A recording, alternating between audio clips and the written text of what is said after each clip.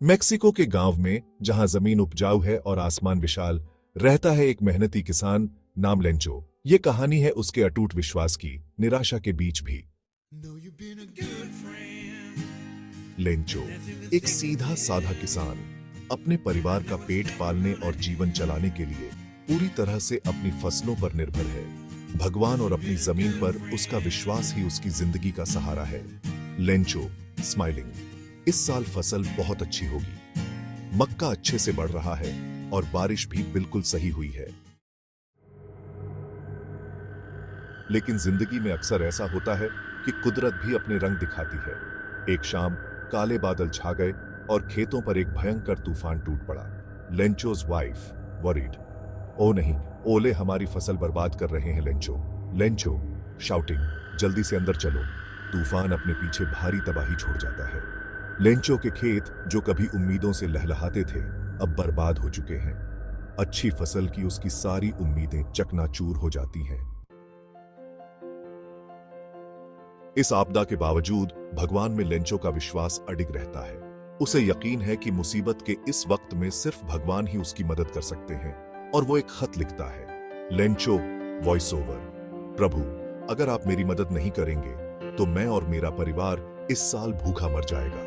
कृपया मुझे 100 पेसो भेजें ताकि मैं अपने खेतों में फिर से फसल लगा सकूं और अगली फसल आने तक अपना गुजारा कर सकूं।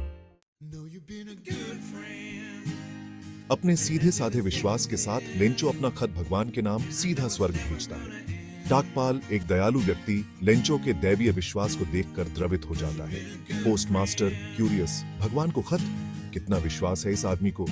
डाकपाल अपने साथियों के साथ पत्र पर चर्चा करता है। पोस्टमास्टर, हमें इस आदमी की मदद करनी चाहिए। चलो हम सब मिलकर कुछ पैसे इकट्ठा करते हैं और उसे ऐसे भेजते हैं जैसे वो भगवान की तरफ से आए हों। कुछ दिनों बाद लेंचो को जवाब मिलता है। लिफाफे के अंदर पैसे हैं, हालांकि उसने जितने मांगे थे उतने नहीं। लेंचो डिटरमिन्ड, 70 पेसो, भगवान से गलती नहीं हो सकती, बाकी पैसे जरूर डाकघर वालों ने रख लिए होंगे। लेंचो को पूरा यकीन है कि डाकघर के कर्मचारियों ने उसके कुछ पैसे रख लिए हैं, और वो भगवान को एक और खत लिखता है। Lencho voice over.